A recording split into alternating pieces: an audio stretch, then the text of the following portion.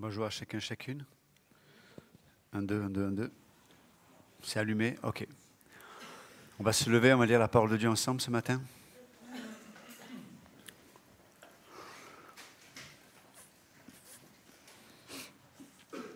Dans notre étude suivie du livre aux Colossiens, nous sommes au chapitre 1 et puis on va commencer au verset 9. C'est pourquoi, dans Colossiens chapitre 1, verset 9, c'est pourquoi nous aussi, depuis le jour où nous en avons ouï parler, nous ne cessons pas de prier et de demander pour vous que vous soyez remplis de la connaissance de sa volonté, en toute sagesse et intelligence spirituelle, pour marcher d'une manière digne du Seigneur, pour lui plaire à tous égards, portant du fruit en toute bonne œuvre et croissant par la connaissance de Dieu, étant fortifiés en toute force selon la puissance de sa gloire, pour toute patience et constance avec joie. Rendant grâce au Père qui nous a rendus capables de participer au lot des saints dans la lumière, qui nous a délivrés du pouvoir des ténèbres et nous a transportés dans le royaume du Fils de son amour, en qui nous avons la rédemption, la rémission des péchés. Merci Seigneur encore pour tout ce que nous avons déjà entendu ce matin, tout ce que nous avons pu vivre avec toi, par toi. Te prions Seigneur de venir encore nous visiter ce matin par ta parole. Qu'elle soit cette épée qui, dans nos cœurs, met la lumière sur ce qui est de nous et ce qui est de toi, ce qui est de l'âme et de la chair, et ce qui est de l'esprit aussi, afin que nous puissions te connaître et être saisis par ton amour. Prions cela dans ton nom précieux Jésus. Amen. Vous pouvez vous asseoir.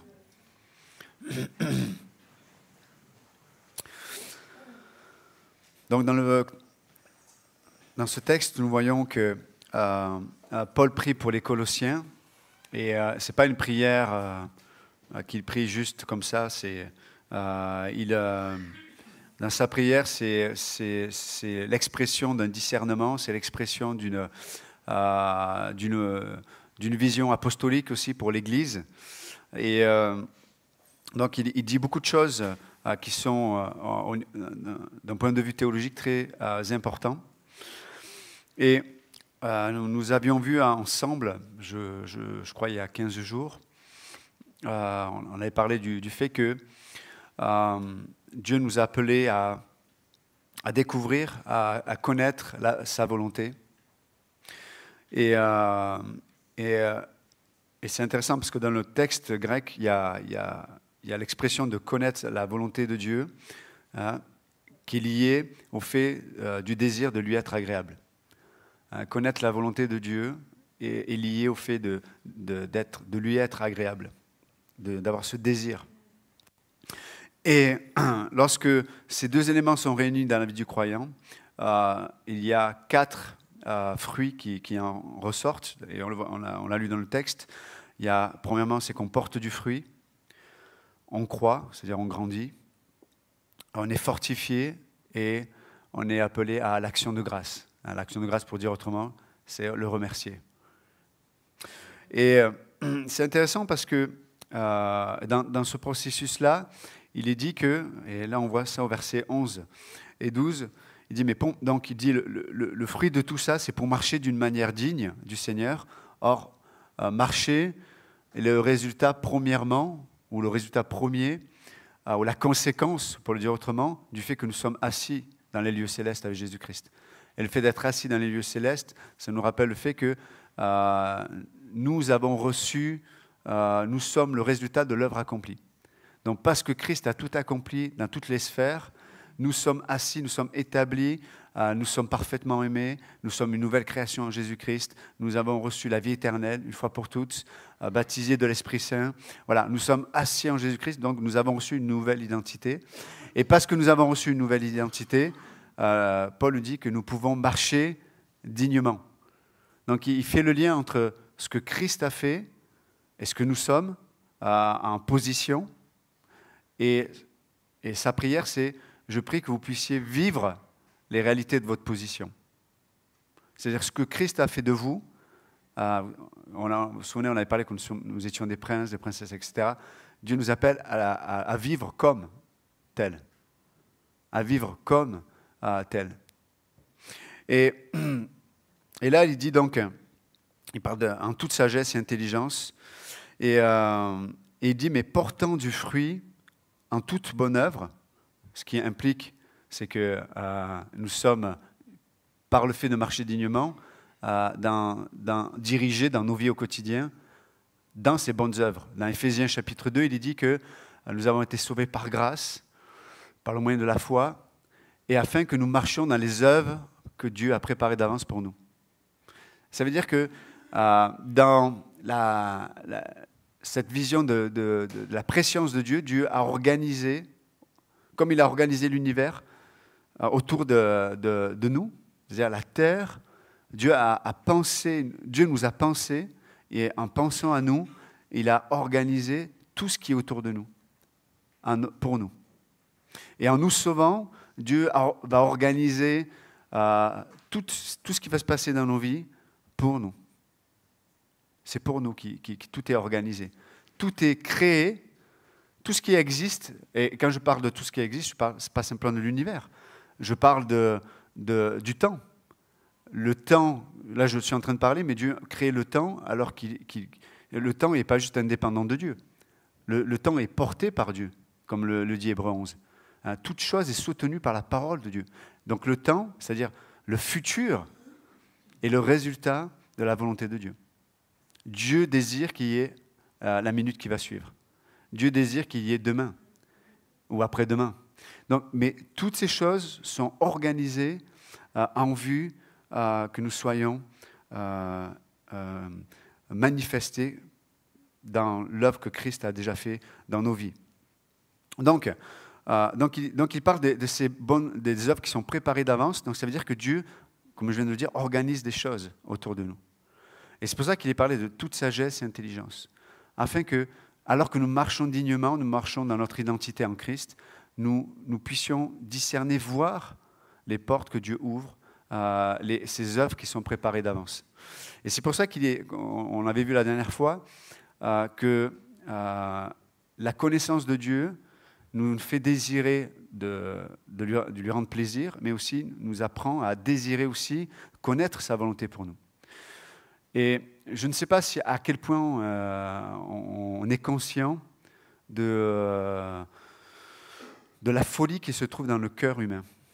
Je ne sais pas à quel point nous en sommes conscients. Je ne sais pas à quel point nous sommes conscients combien notre cœur est si facilement passionné, dirigé dans une volonté qui n'est pas celle de Dieu. Du coup, qui nous amène à faire des œuvres qui ne sont pas celles qui sont préparées d'avance.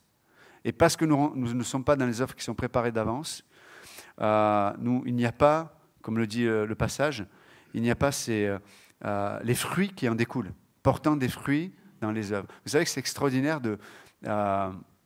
d'être placé à un endroit, puis de rentrer dans ce que Dieu a préparé d'avance et de voir que c'est Dieu qui a agencé les choses. Vous imaginez, là, nous, on a déménagé, on est obligé de tout agencer, les meubles, les construire, les machins, la cuisine. Et c'est du travail, c'est dur, quoi.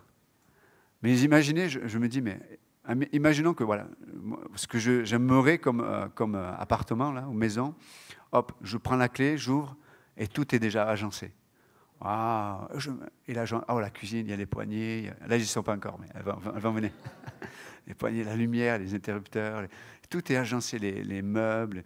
Et en vérité, c'est un peu ça, la vie chrétienne. Quand on marche dans la volonté de Dieu, en fait, on marche dans des choses qui sont déjà organisées, déjà qui sont préparées. Et nous, on se dit, waouh, c'est incroyable. On fait des rencontres, on va parler du Seigneur. C'est comme si ça avait été déjà organisé depuis tout temps.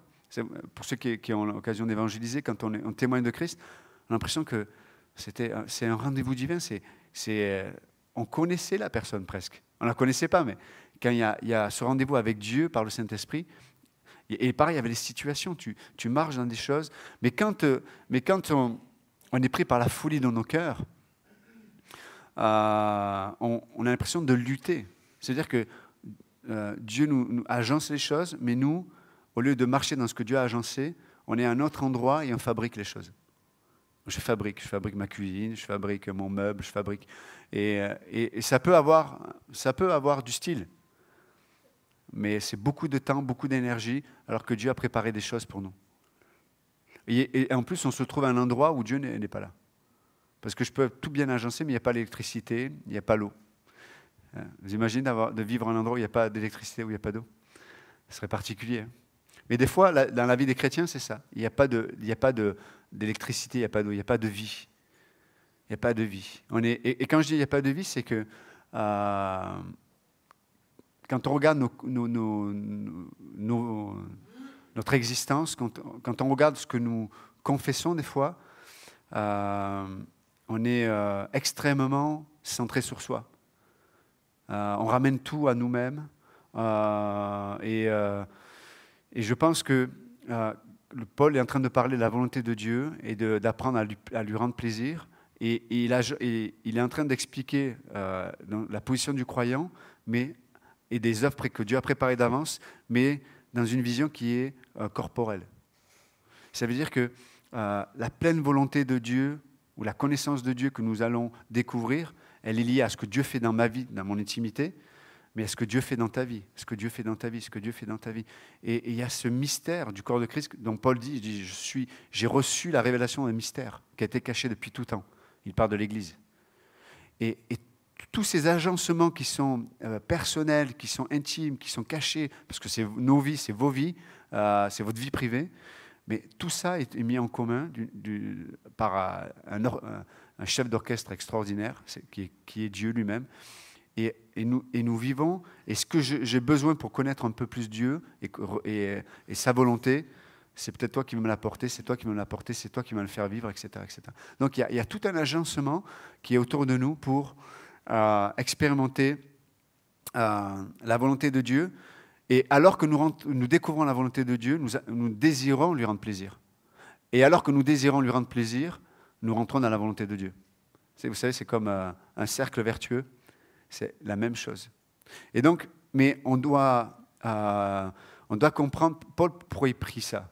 Parce qu'il sait que les Colossiens sont des êtres humains et puis qu'ils vont avoir cette tendance à désirer leur propre volonté, à désirer à rendre plaisir à leur propre vie. Et on est tous pareils. On est tous enclins à faire ou à désirer ou à agencer notre propre volonté et à essayer de nous rendre soi-même plaisir. Et ça, c'est incroyable. Vous savez, le propre de l'homme, et on le verra tout à l'heure, c'est très souvent, c'est la fuite. On fuit les situations, on fuit nos responsabilités. Et quand je dis on fuit, la fuite est très souvent imprégnée ou en tout cas cachée par des excuses. Et souvent l'excuse qui revient très souvent, c'est j'ai pas le temps. J'ai pas le temps, j'ai des choses à faire, j'ai pas le temps. Et pourtant la Bible dit dans Éphésiens que nous sommes appelés à racheter le temps. Ce que je veux dire par là, c'est que si Dieu nous appelle à faire une chose, si Dieu nous donne un mandat pour faire une chose ou des choses, il y a une provision, mais cette provision se trouve que lorsque nous choisissions les domaines qui sont là pour lui rendre plaisir. Donc, racheter le temps, comme dit l'Épître aux Éphésiens, c'est le mot qui parle de rédemption. C'est-à-dire que le temps, par essence, comme il est issu de la corruption à cause du fait que l'homme est péché, le temps est en lui-même, dans sa substance, enclin à la vanité. Comme un être humain qui n'a pas reçu Jésus-Christ, donc il n'a pas reçu le fruit de la rédemption, il est perdu. Donc le temps, si on ne va pas lui appliquer la rédemption, nous le perdons. Pour le dire autrement, on a parlé hier au cours d'homilétique, racheter le temps, c'est planifier. Planifier, c'est réaliser quelles sont les priorités. Réaliser quelles sont les bonnes priorités, c'est réaliser quelle est la volonté de Dieu. Réaliser quelle est la volonté de Dieu, c'est réaliser qu'est-ce qui rend plaisir à Dieu. Et Dieu, vraiment, et c'est intéressant parce qu'après, il parle des fruits de tout ça. Et les fruits, on en a parlé la dernière fois, c'est quoi? La persévérance et la patience. Les deux fruits de ce que je suis en train de dire, c'est la persévérance, le mot hypomone, en grec, qui signifie le fait que quelqu'un qui choisit de rester au milieu de la fournaise. C'est-à-dire que je suis au milieu des situations difficiles, je suis au milieu des tribulations, je suis au milieu des choses qui sont des fois compliquées, mais parce que là, il s'adresse à des gens qui vont vivre la persécution. C'est des gens qui vont être moqués, des gens qu'on va critiquer, des gens qu'on va peut-être virer parce qu'ils sont devenus chrétiens. Donc, c'est des gens qui vont être rejetés par leur famille. C'est des gens qu'on va traiter de fous. On dit, mais attends, pourquoi tu prends ces décisions-là? Pourquoi tu prends ces décisions-là? Hein? Et ça nous arrive.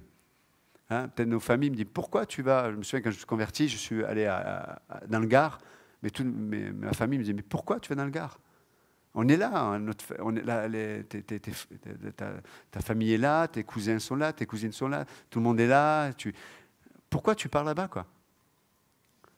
Hein, comme disait Jeff, mais tu pars là-bas, mais parce que tu es endoctriné, tu es. Hein, on veut comment ça? Ouais, on veut te robotiser, on veut te manipuler. Mais donc des fois, nos décisions ne sont pas comprises, ou même au contraire. Elles sont moquées ou elles sont, dans leur motivation, elles sont remises en question. Donc, Paul, il s'adresse à des gens comme ça, là. Mais il dit, mais même au milieu de ça, au lieu d'essayer de faire des compromis, de se dire, bon, c'est trop dur, là, je vais rester à 7, dans ma petite ville, tranquille, trouver un bon boulot, et puis j'irai à l'église le dimanche, alléluia, gloire à Dieu. Non.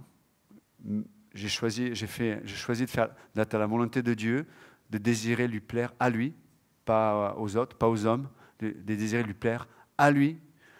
Et Dieu agence les choses. Et entre parenthèses, les mêmes gens qui peut-être critiquaient, se moquaient ou nous traitaient de fous, peut-être aujourd'hui, c'est des gens qui viennent nous voir pour demander des conseils ou nous appellent pour demander de l'aide. Donc, et le deuxième mot, c'est le mot macrothumia, hein, vous connaissez, hein, qui parle de cette patience. Littéralement, le mot macrothumia, c'est ne pas se venger. Littéralement, ça signifie. Hein, c'est la longanimité, macrothumia, ça signifie ne pas se venger. Donc les fruits, c'est quoi? On a une capacité de persévérer. Donc, quelqu'un qui persévère, c'est quelqu'un qui n'abandonne pas, qui n'est pas dans le fatalisme, quelqu'un qui se dit, vous savez, des fois, qui rentre dans la dépression, quoi. J'ai plus goût à rien, j'abandonne, quoi. C'est ça, de ne pas persévérer. J'ai plus goût à rien, tout le monde m'énerve, la vie m'énerve, je m'énerve, les gens m'énervent, Dieu m'énerve, voilà. J'ai plus goût à rien, j'abandonne, quoi. Mais la Bible dit que Paul, dans sa prière, dit, mais celui qui juste marche dignement, qui marche dans son identité en Christ, qui reconnaît la volonté de Dieu et qui juste désire lui plaire, Dieu va mettre en place une capacité d'avoir cette puissance de persévérer et d'être patient. D'être patient. Donc, ça veut dire de choisir de ne pas se venger. C'est intéressant quand même. Vous n'avez pas des occasions où vous avez envie de vous venger? Hein?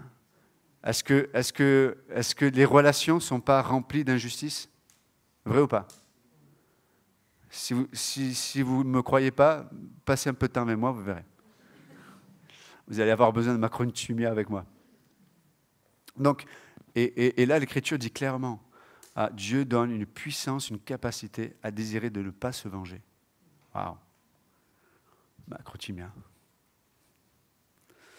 Des fois, on rigolait avec les jeunes, je sais plus, avec les jeunes de l'église, parce que j'avais enseigné un cours sur macrothumia et hypomone.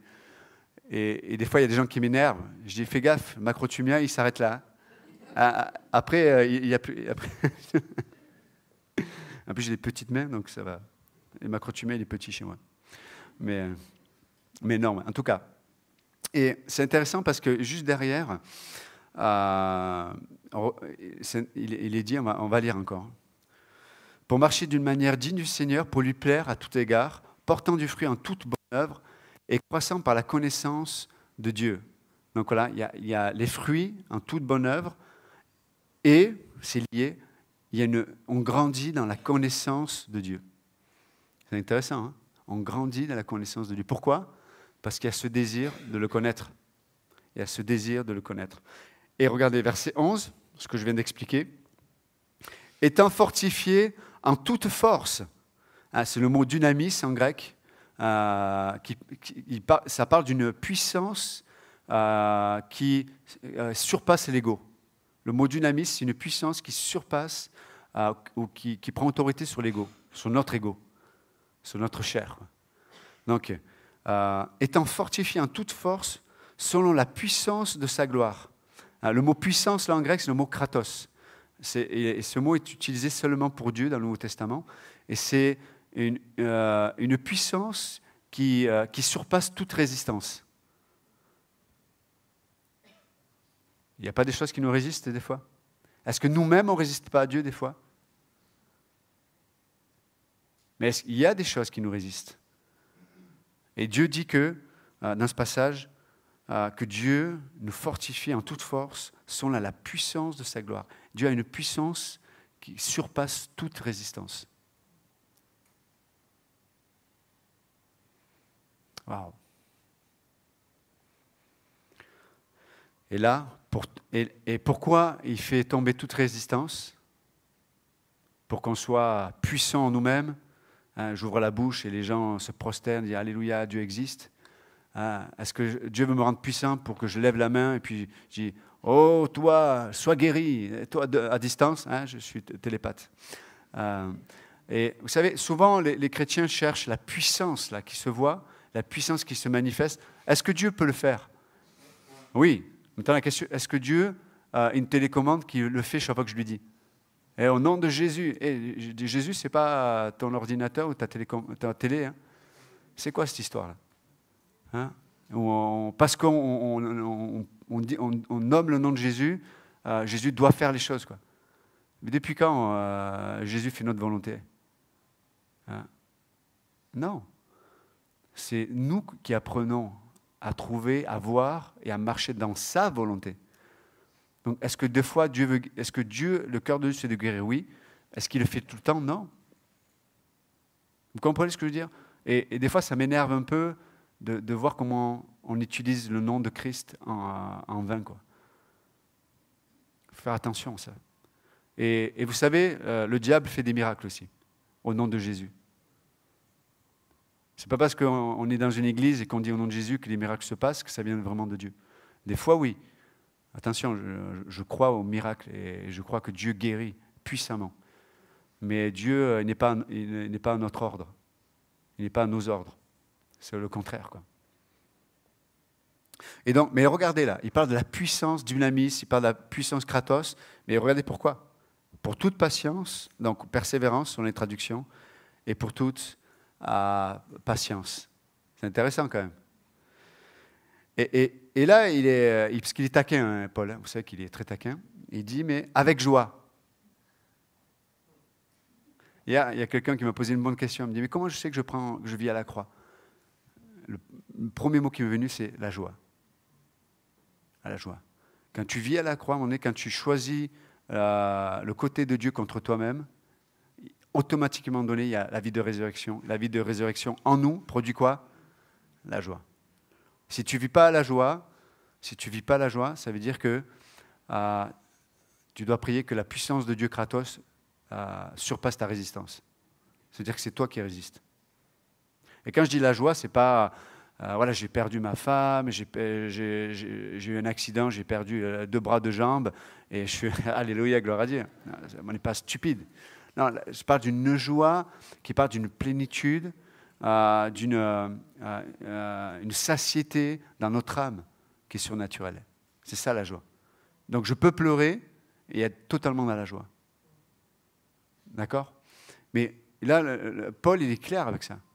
Donc la puissance de Dieu, elle est pourquoi d'abord? Persévérance, patience, avec joie. Parce qu'il y a des gens qui persévèrent et qui sont patients. Mais il n'y a pas la joie. Il n'y a pas la vie de résurrection. Il n'y a pas Dieu là. Ils résistent encore. C'est-à-dire ils font les choses, ils disent les choses, mais ils résistent. Ils ne sont pas libérés. Or, le but de Dieu, c'est de libérer. De libérer. Et quand on résiste, à un moment donné, Dieu peut nous dire, ok, on peut résister à un tel point où Dieu va nous laisser aller dans notre folie, quoi. Dieu peut nous laisser aller dans notre propre folie. Et on voit des chrétiens. Oui, les situations sont pas faciles. Oui, les situations sont compliquées. Oui, c'est pas... Voilà, vous savez, la vie à l'escalier, hein, on est d'accord. Okay, c'est pas un film de hollywoodien où tout est carré, tout est facile, tout est... Non, il y a des situations compliquées. Mais il y a en Dieu la joie. Et quand il n'y a pas la joie, tu peux te dire qu'il y a une résistance vis-à-vis de Dieu. Et là, c'est intéressant, il dit, mais, donc, avec joie, virgule, rendant grâce au Père qui nous a rendus capables de participer à l'héritage de tous les saints dans la lumière. C'est intéressant aussi. C'est-à-dire, donc, non simplement, Paul lui parle de la joie, mais en plus, il nous appelle à l'action de grâce. De remercier Dieu, quoi. Quelqu'un qui n'est pas rassasié par Dieu ne peut pas donner une action de grâce, parce qu'il est constamment en train de chercher quelque chose qui lui remplit, pour le remplir. Quand je suis en recherche d'être rempli en dehors de ce que Dieu me propose, je ne peux pas faire des actions de grâce. Je ne peux pas. Surtout quand Dieu, des fois, nous dit « mais je ne suis pas d'accord avec ça dans ta vie. Je ne suis pas d'accord avec ceci. Je ne suis pas d'accord avec tes décisions. Comment je peux rendre grâce à Dieu ?» Et pourtant, l'Écriture nous dit on est appelé à avoir des actions de grâce. Le peuple de Dieu, les chrétiens, on devrait être des machines à action de grâce. Pour ça, on l'a chanté tout à l'heure. Merci Seigneur. Merci. Merci pour ce que tu as fait. On l'a entendu avec Benjamin, là. L'œuvre accomplie, Christ est mort par amour pour nous. Il est ce Père qui regarde de loin le Fils prodigue. Et merci Seigneur. Il y a des situations compliquées. Peut-être je ne suis pas sorti de la situation, mais je peux dire merci Seigneur. Pourquoi? Parce que j'ai une vision de ce qui est éternel aussi.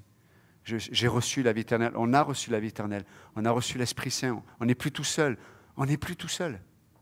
Tu n'es plus tout seul.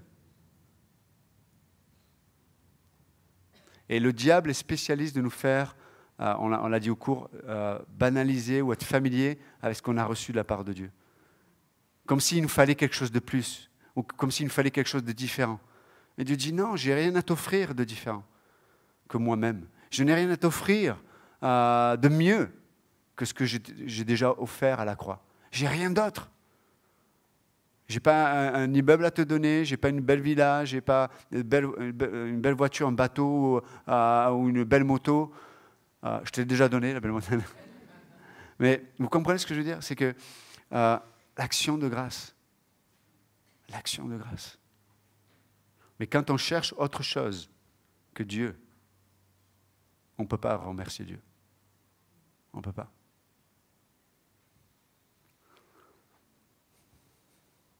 Donc, il dit, rendons grâce au Père. Et là, on rejoint un peu ce que disait Benjamin. Il ne dit pas, rendons grâce à Dieu. Rendons grâce au Père. Il nous ramène à la relation. On rend grâce à qui? À notre Papa, à notre Père. Et par quel témoignage? Le témoignage du Saint-Esprit en nous, comme Romains chapitre 8. Le Saint-Esprit témoigne à notre esprit que nous sommes enfants de Dieu et il nous pousse à dire Abba, Père.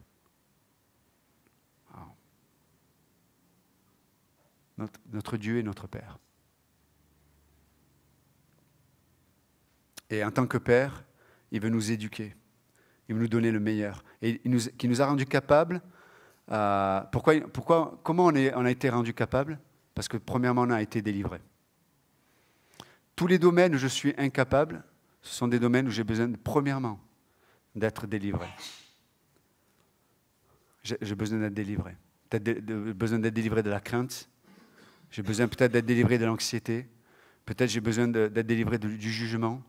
J'ai besoin d'être délivré de ma honte. Là où on est incapable, c'est que c'est un endroit où j'ai besoin d'être délivré. Je me sens incapable à me projeter à demain, dans l'avenir, positivement. Tu as besoin d'être délivré maintenant. Maintenant, pas dans 5 minutes. Maintenant, Dieu veut te délivrer. Comment? Il est ton Père. Et regardez ce que dit Paul. Vous avez participé au Laodicéen dans la lumière, qui nous a délivrés. Donc, il nous a rendus capables. Mais comment il nous a rendus capables? Parce qu'il nous a délivrés du pouvoir des ténèbres et nous a transportés dans le royaume du Fils de son amour. Donc, il nous a délivrés quoi? Des ténèbres et nous a transportés dans le royaume du Fils de son amour. Waouh! Donc, on a été transvasés, on va dire. Hein, tu étais dans un pot là, il n'y avait que des ronces ou des mauvaises herbes, et Dieu te met là. Et on va dire quoi? Quelles sont les plantes ou qui sont un peu particuliers, mais positivement? Non, pas de l'herbe à chat, non? De quoi? Non, les orties, c'est pas bon, les orties. Bon, je vous pousserai dans les orties, on verra. Mais d'où l'expression, il ne faut pas pousser mémé dans les orties. Donc, c'est pas bon. Les roses, c'est joli les roses, non? C'est bien les roses?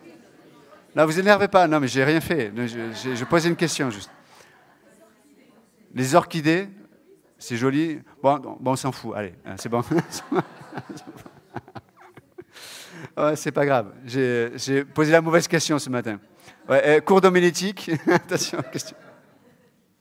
Mais en tout cas, voilà, Dieu nous a transvasés d'un endroit à un autre, nous a déplacés d'un endroit à un autre. Et ça parle d'un royaume. On était dans un royaume, il y avait quelqu'un qui y régnait, il y avait des règles, il y avait un but. Vous savez, un royaume, comme un roi, il a un but, il a une vision, il a une direction qu'il impose à son royaume. Et les royaumes des ténèbres, c'était celui dirigé par Satan, où son désir, c'est que l'homme soit son propre Dieu, afin que l'homme devienne l'image de Satan lui-même. Satan désire que l'homme soit à son image. Comme Dieu nous a créés à son image, Satan veut qu'on soit à son image. Et l'image de Satan, c'est, en Ézéchiel 28, Ésaïe 14, « Je me placerai au-dessus du Très-Haut. » 5 fois il dit « je » à Lucifer, à Dieu. 5 fois il dit « je serai au-dessus d'eux. Je serai au-dessus d'eux. » C'est exactement ce que le diable veut faire dans la vie. Donc, ce royaume des ténèbres, c'est quoi? Il veut que ton jeu soit au-dessus des autres jeux. Tout simplement. Et que ton jeu soit au-dessus du jeu de Dieu. C'est pour ça que, quand je dis jeu, J-E, pas les JO, les jeux JO. Mais il n'y a que moi qui ai compris. Donc, et ce n'est pas en vain que dans Exode 33, qu'est-ce que Dieu dit à Moïse? Quand il dit, mais qui va m'envoyer? Je suis. C'est je suis. Qu'est-ce que dit Jésus aux religieux? Avant qu'Abraham fût, je suis. Et à un moment donné, Dieu nous appelle à mettre notre jeu sous le sien. Donc Dieu nous a placés d'un royaume pour nous transporter dans un autre royaume. Et là, il le dit, hein, quelles sont les règles du royaume? Il nous a transportés dans le royaume du Fils de son amour. Les règles du royaume de Dieu, c'est quoi? C'est l'amour. L'amour agapé, l'amour inconditionnel. Et ça, c'est exactement ce dont nous avons besoin. Donc, et le diable veut toujours nous projeter, nous dire « Hey, tu m'appartiens.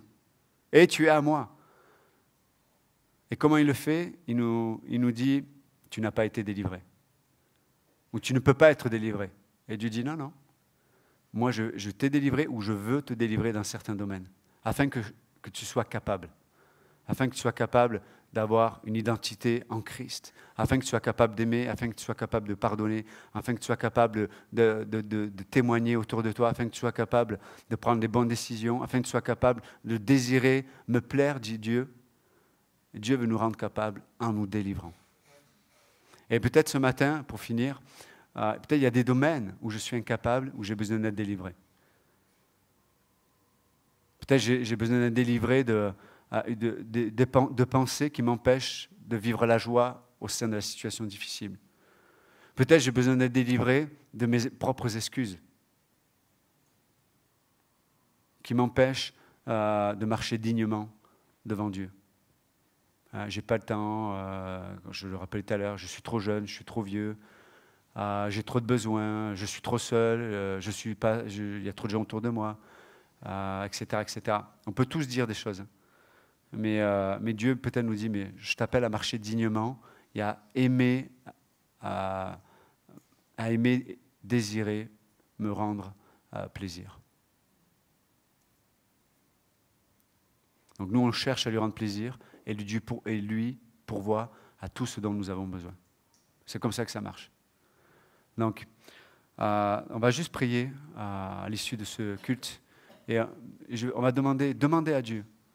Peut-être que Dieu a mis la lumière sur un domaine de vos vies, vous avez besoin d'être délivré. Demandez à Dieu, demandons à Dieu. J'ai besoin, Seigneur, d'être rendu capable dans ce domaine de ma vie. Pour être patient peut-être, pour être persévérant, pour être joyeux et pour vivre dans l'action de grâce. On va juste prier ce matin.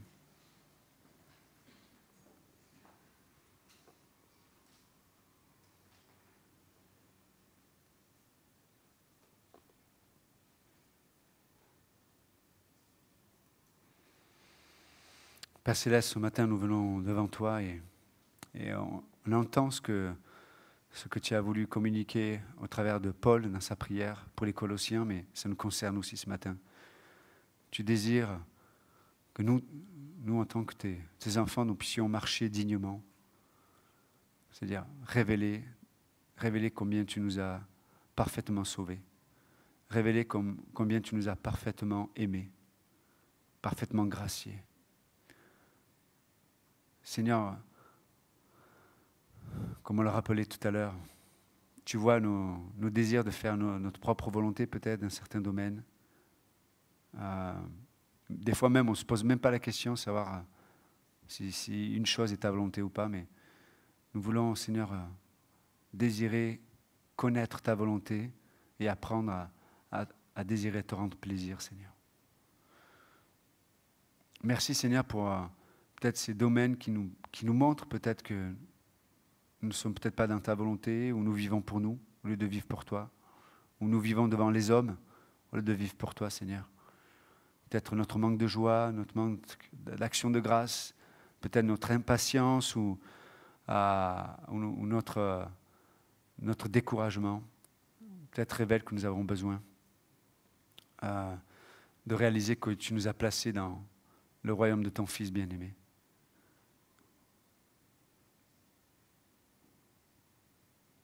Seigneur Jésus, nous reconnaissons que tu es notre roi et que tu veux communiquer et que tu communiques ton amour, Seigneur. L'amour que tu reçois du Père, c'est l'amour que tu veux nous communiquer à nous ce matin.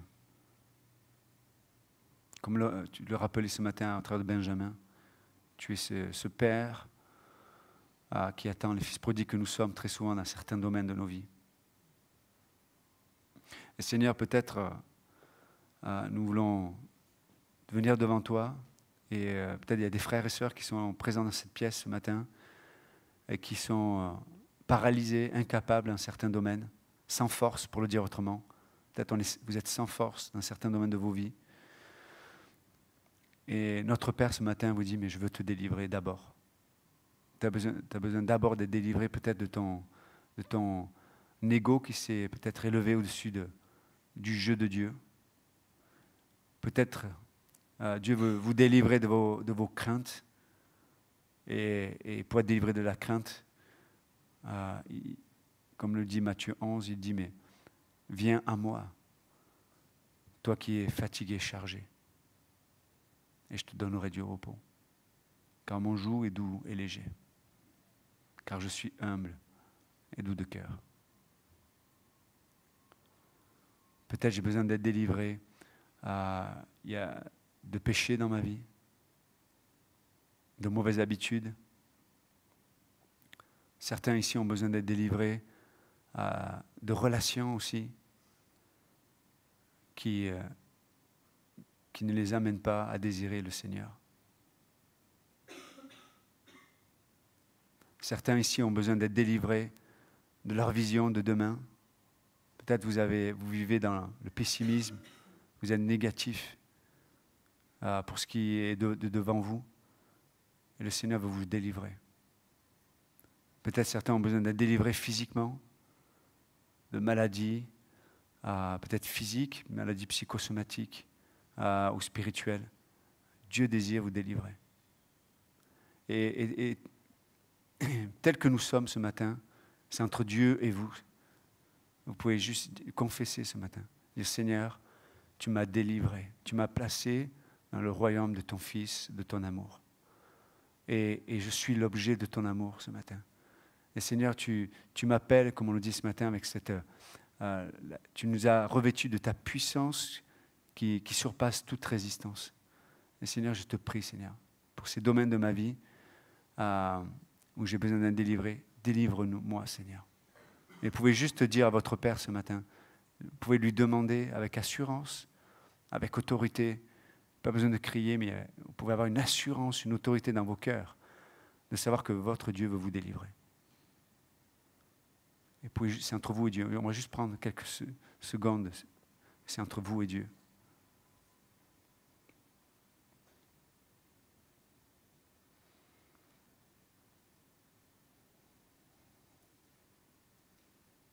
Merci Seigneur.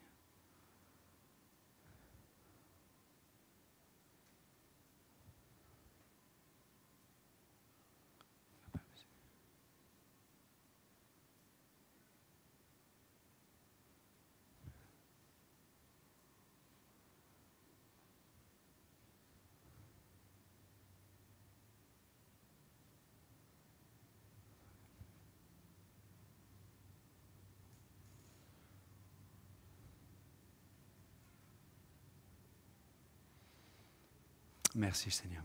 Si quelqu'un ce matin ici ne connaît pas Jésus-Christ, la Bible dit que si vous entendez sa voix, n'endurcissez pas vos cœurs. Ne raisonnez pas, ne dites pas je connais, je sais. Ou ce matin, Dieu vous appelle et vous dit mais je veux te sauver. Je veux avoir une relation avec toi. Je veux que tu sois transporté dans le Fils de mon amour. Donc ce matin, si vous ne connaissez pas Jésus-Christ, si vous n'êtes pas enfant de Dieu, si vous n'avez pas l'assurance d'aller dans la présence de Dieu pour l'éternité, ce matin, sachez que Jésus est mort pour vos péchés, qu'il est ressuscité, qu'il est vivant et qu'il désire avoir une relation avec vous. Et vous pouvez peut-être lui dire, c'est entre vous et lui ce matin, vous pouvez dire Jésus-Christ. Peut-être j'ai entendu parler de toi toute ma vie. Peut-être je pensais te connaître, mais en vérité, je ne te connais pas, je suis seul. Je n'ai pas de relation avec toi. Ce matin, je désire devenir ton fils, ta fille. Ce matin, je désire te laisser la place dans mon cœur. Je t'accepte comme mon sauveur et mon Seigneur. Viens dans ma vie, sauve-moi, Jésus. Et si ce matin, vous avez fait cette prière, peut-être avec vos mots, la Bible dit que vous devenez enfant de Dieu. Pas né de la chair et du sang, mais né de l'Esprit de Dieu. Donc si vous avez fait cette prière, peut-être venez voir un pasteur ou un ancien ou moi-même, afin qu'on puisse se réjouir avec vous et marquer d'un sceau du témoignage du corps de Christ que vous avez fait ce pas devant Dieu. Seigneur, nous te remettons le reste de cette journée dans ton nom précieux Jésus, nous prions. Amen. Que Dieu vous bénisse.